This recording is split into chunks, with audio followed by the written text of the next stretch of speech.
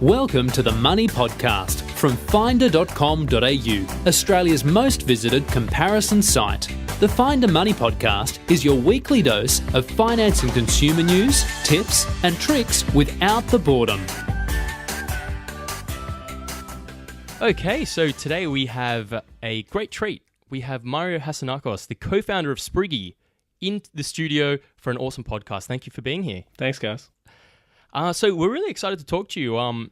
So I first got introduced to Spriggy actually at our Innovation Awards. Cool. Congratulations on thanks so those. much. A real honour.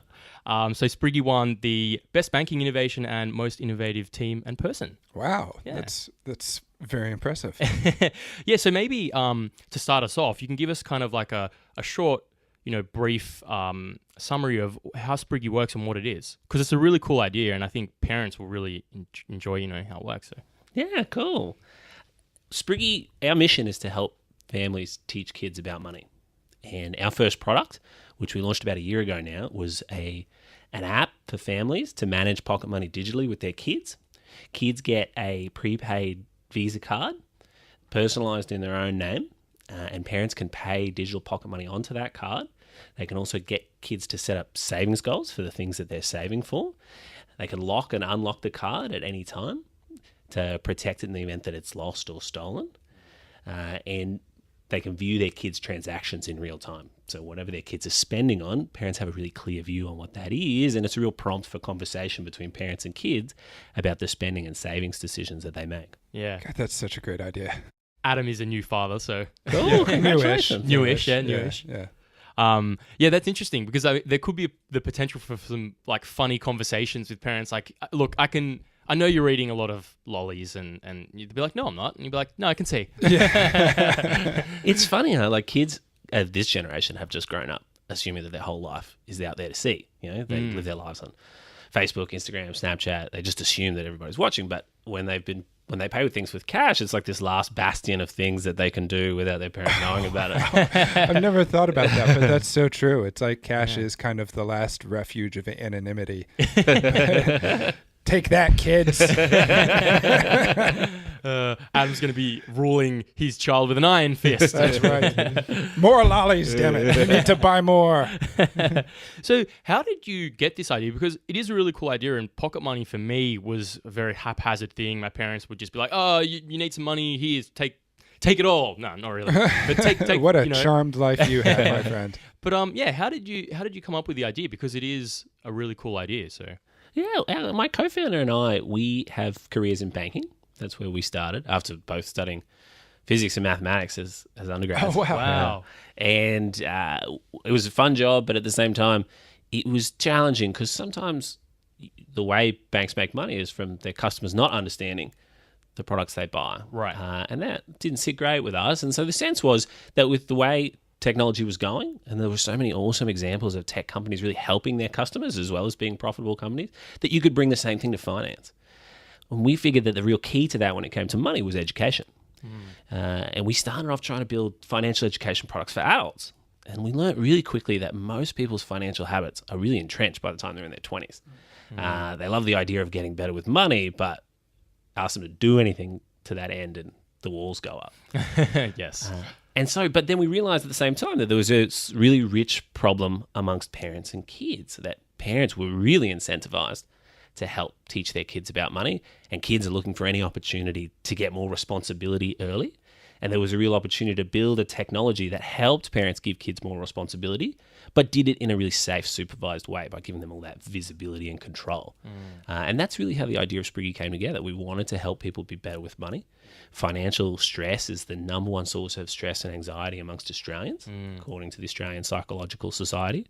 So the opportunity to try and solve that with a piece of technology was really exciting for us, and parents and kids was the place where we felt like we'd have the most impact. That's really cool because it's like there's not a lot of kind of formal financial education that kids get growing up. No. Yeah, which is something I actually did want to ask you later on, but I suppose now is a good time to ask. Something that we've spoken about on the podcast before is that, we don't feel, Liz, who's not on the podcast today, but we didn't really feel like we got much of a great education when it came to money in the Australian school system. And it's funny that, products like Spriggy could potentially fill that gap where you learn from doing and you learn from being able to manage and things like that. How important do you think that whole education piece is? I think everybody plays a part. There's the product providers, but schools are important, families are important. Money's a particularly different thing. It's not like bookwork. It's not particularly conducive to being taught in a classroom. As it happens, there's some extraordinary programs that go on to teach financial literacy, but it's only part of it. We have an education framework at Spriggy that we put quite a bit of research into, and we partition the different skills down in different areas. And there's a literacy area, which is understanding what terms mean and how they work, and there's a numeracy area, but there's also a behavioural area. And that kind of thing doesn't really lend itself to being taught in schools. And so there's an opportunity for alternative providers to give technologies or products or services that help parents do that in the house, in the home. And that's really where we try and position Spriggy, to try and help with those behavioural elements. That's really cool. You could even benchmark the kind of doling out the pocket money to financial education. Like, no pocket money until you finish filling out this amortization schedule. Solve out my tax. Do my tax audit. That's right. Yeah, it's interesting. Definitely, yeah. When it comes to the ease of which you can spend, and I know Spriggy allows so it works as a prepaid card, and you can use that online as well. Do you think with online spending in general that has made it easier for children or kids growing up to spend their money? I think it's true for all of us, isn't it? Unfortunately. It's so much with electronic payments. It's just so much easier to spend unconsciously. There's some quite well accepted research that says in controlled circumstances, somebody's likely to spend 12% more with electronic payments than they would with cash. Wow. With all things other than being controlled for. Wow. But you could see how this app, because there's so much tracking involved and there's so much education involved, could start to kind of break that cycle. Exactly. Right. Yeah. That's the philosophy of what we're building, the idea that for better or worse, electronic payments aren't going away. Yeah. And hiding from that risks our kids in the respect that they can make a mistake today that we supervise as parents, and it'll cost $10 and it'll be a valuable lesson learned. But if they ignore it, and then they're inevitably going to get exposed to that as adults, and then they rack up a $1,500 credit card bill not knowing what they're doing, that's a much worse outcome with a lot more scarring impact.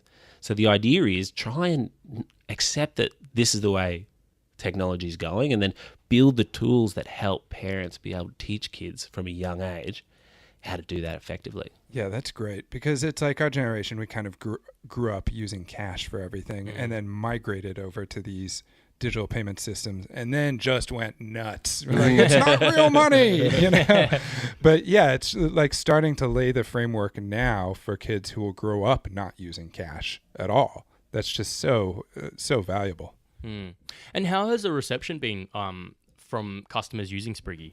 Tremendous. It's been really extraordinary, which is consuming on a day-to-day basis, and really a real privilege to be able to build something that people are so excited about. We have launched in November of 2016, so we've been going about a year now, and we have 70,000 parents and kids using Spriggy. Yeah. Growing 15% month on month, which is awesome. It's just fantastic, and predominantly word of mouth spreading Spriggy, which is great. We have such passionate advocates, both parents and kids.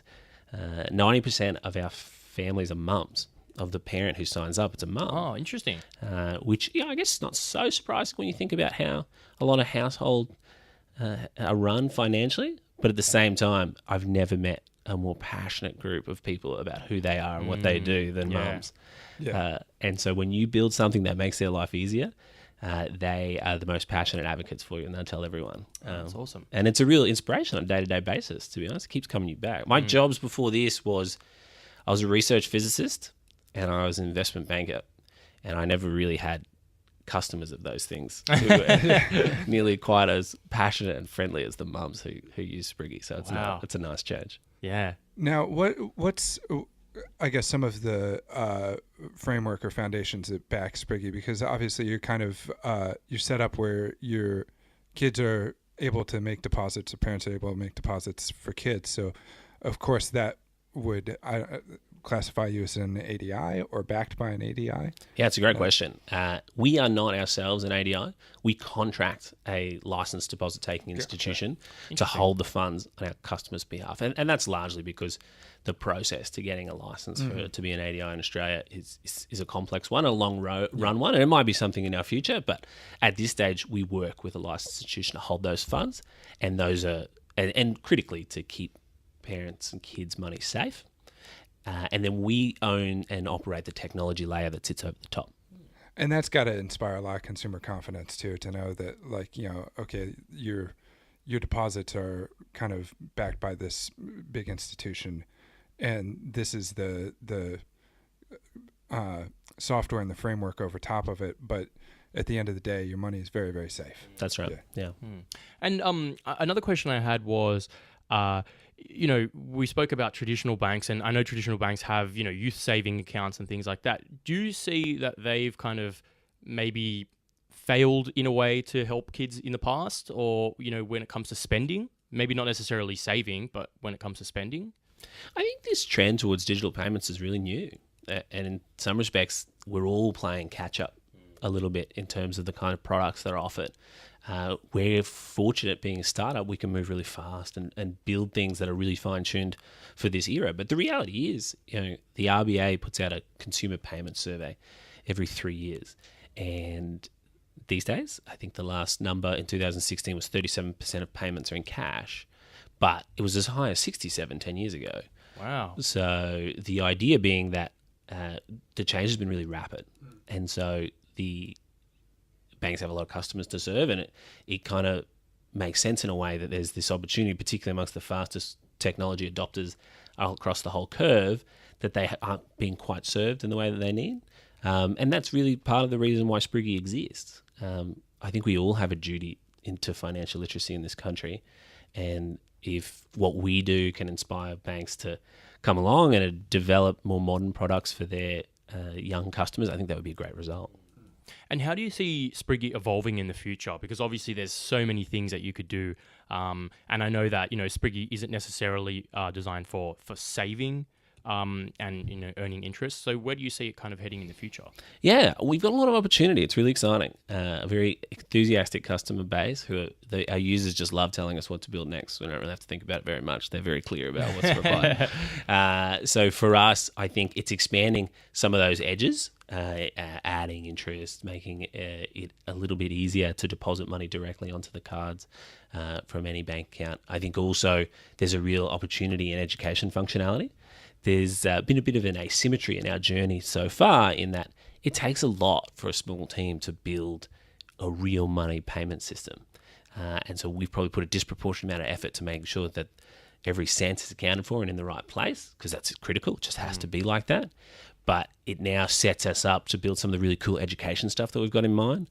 So we've got chores coming soon, which is an exciting feature. Nice. I do want to touch on chores, actually. Nice. Yeah. So the ability for multiple parents to be able to make deposits from separate accounts. So, for step or blended families, that's really important.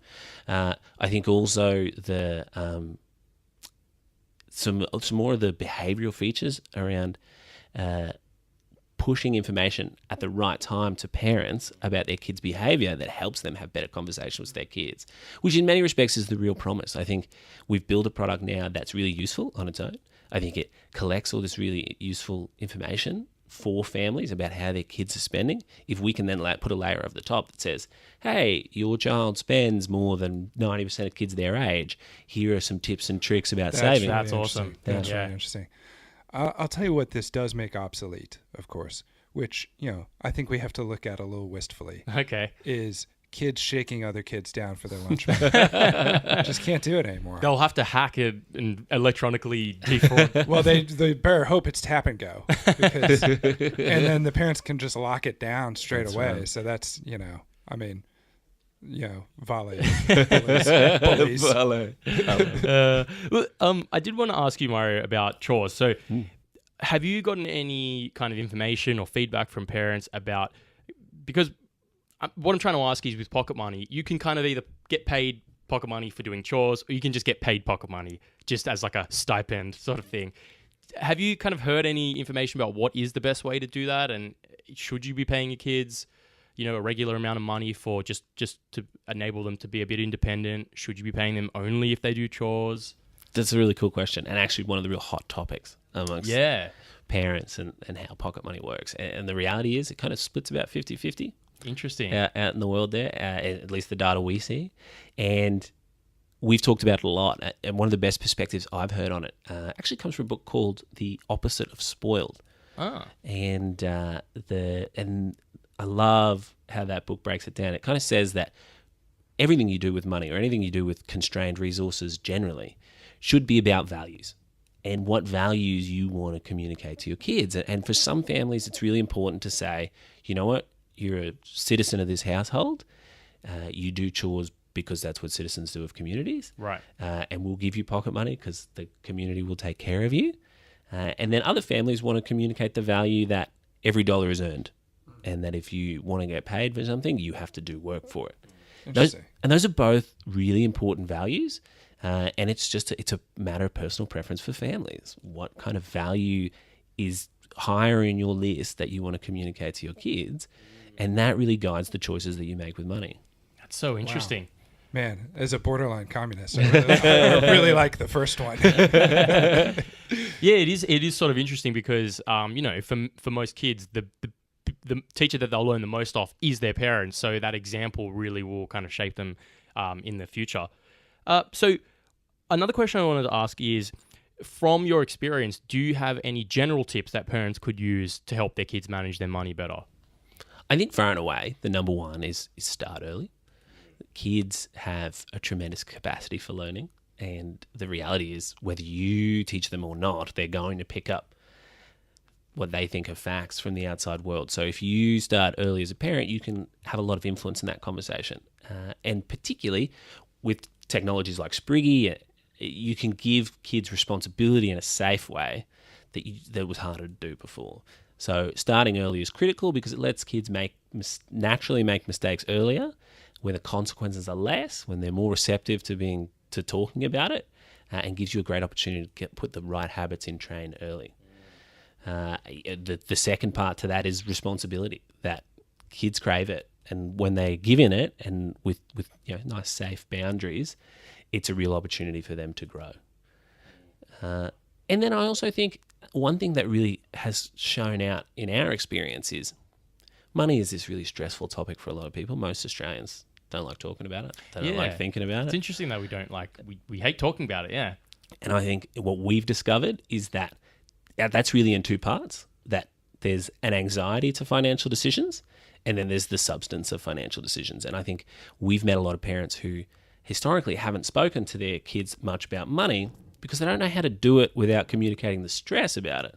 So when you're talking about household financial decisions, do you move house or do you buy a new car? Or you don't talk about it with the kids because it's like, well, it's stressful for you, and the kids are kids. You got to let them be kids. You don't want to communicate that stress to them.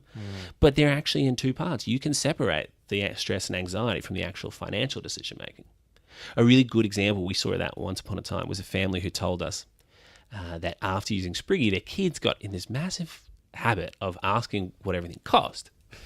Right. Which they originally found a little stressful because they'd go and tell the other kids at school how much the TV cost the household. What they did, they reframed it and they put Post-it notes on everything in the house one Saturday morning before the kids got up of what everything cost, but not what it cost in dollars, but what it cost in terms of mum and dad's weeks at work. That's Wow, interesting. that is cool, yeah. And that was a real eye. The kids could not believe how many days dad had to go to work to buy the TV. That's crazy. Yeah, that is interesting what you touched on, which is that, I remember from my childhood that you don't really speak with your parents about like money and, what this costed and, why did you buy this over this and what's your decision-making process and how does this get paid off? And so it's interesting to hear that, yeah. I also had another question about mistakes and what your view is on mistakes as a child learns how to deal with money, because obviously they're going to make them. How important do you think mistakes are? I think it's just a natural way of learning. It's really important. And I think the best thing we can do as parents is let them make mistakes in safe places. I think it's really normal to get things wrong in the process of learning. And then critically, I think also once you've made a mistake, learning how to recover from those and not let it cloud and affect your decision making or entrench an anxiety that stops you from being involved in the future. I know, having used to have been working in a professional investing context, the best traders I've ever met are the ones, investors I've ever met are the ones who get it wrong and then come back the next day and keep making objective decisions. If you haven't made mistakes along the way, one day you will, and it could do great damage to your financial trajectory. So I think it's really normal. The key for us is to create safe spaces to make those mistakes. Yeah, that's an awesome point. You mentioned before a book that you found really helpful. Do you have any books, podcasts, magazines, blogs that parents can kind of use to help educate their kids? Yeah, it's a great question. I think there's actually some awesome materials out there put out by the government. ASIC's Money Smart program is really, really cool and often doesn't... it's something that our parents don't necessarily know about, which is really useful. There's a blog called The Mother Lode, run by the New York Times, same author as The Opposite of Spoiled, which I think is really good on the subject. And I think also it's worth calling out that there's probably there's a few journalists in Australia that do some really cool stuff. I think Effie Zahos is great as an example. Oh yeah, we've spoken to Effie. Yeah, she's awesome. But there's a real opportunity to do that. Parents teaching kids about money content better, because we hear that from our parents a lot, that where do you go looking, and the list is probably not as big as it could be. And another question I had, Mario, and we're getting close to the end, so I'll hurry myself up, but if you could change one thing about the education system in Australia when it comes to teaching kids about money, or if you could implement one thing or make one change, what would it be? That's a really good question.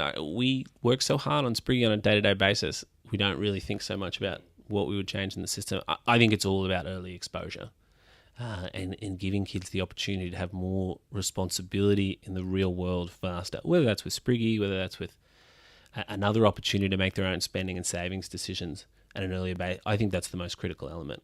And I can't imagine... I'm no education expert by any stretch, so how you do that in a school context is really hard. I know the Australian curriculum's made real leaps and bounds, both in experiential learning in recent years, and also adding financial literacy elements to the curriculum, which I think is just a great step forward. But there's really a lot of work to do, particularly on the behavioural elements and giving kids that early responsibility. Yeah, I remember my first experience was just a CBA Dolomites account. I think it's like most Australian kids of my age. Yeah. Okay, so we've just got 3 questions that we like to ask each of our guests, Mario, before we end our interview. The first is, what is the best piece of financial advice you've ever received? The best piece of financial advice I ever got taught was how compound interest worked. Yeah. And I believe it, I learned very late what compound interest was. I grew up in an immigrant family where my father's message was get an education, get a good job, make lots of money. That was the extent of my financial education. And it wasn't until I started working in finance that I really started to learn just what were basic concepts. And some of the numbers behind compound interest are crazy. I think the one that rings in my head is, if you, as a parent, if you put away $7 a day for your child, and that's a lot for a lot of Australian families, but a couple of coffees for some people, and at stock market returns, you'll have $1 million for them by the time they're 18. Whoa. Could I keep it when they turn 18? I've got that option. It's too much money. I want it. What $1 million? I don't know what you're talking about. Puts it in his hat. Yeah. Which is just awesome. And there's a real magic to it, and you can make as many exotic investment decisions as you want. But if you start early and you keep making consistent positive choices, your wealth will accrue. And I think that goes for everyone.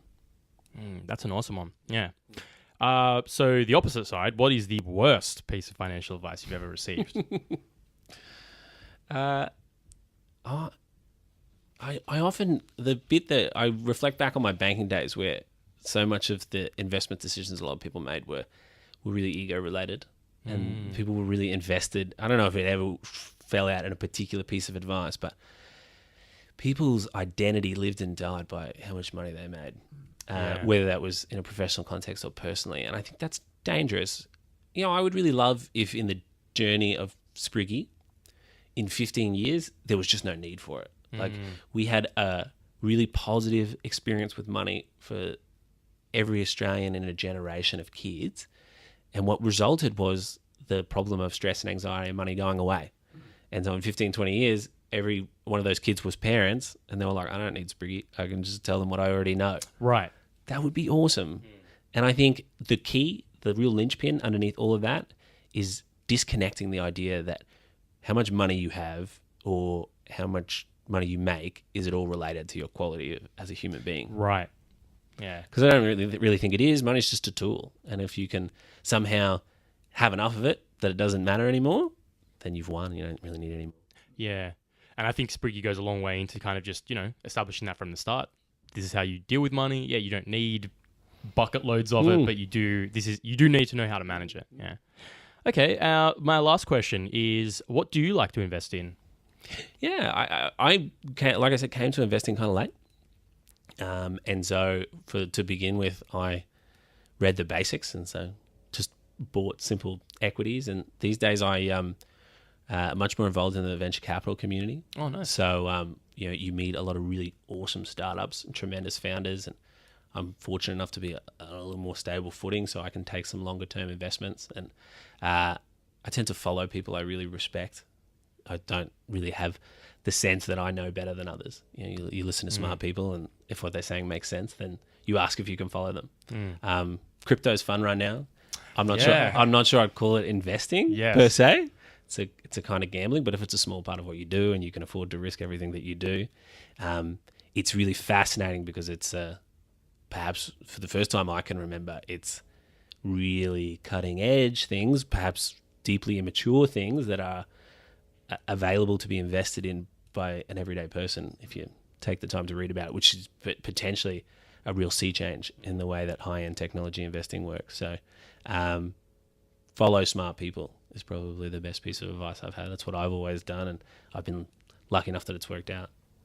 That's great. Awesome. Yeah, that's awesome. I think what you said about cryptocurrency is very interesting because we did speak to someone a couple of days ago, and they said, look, you can invest, but just be prepared to flush any money you invest down the toilet. If you can live with that, then you can invest.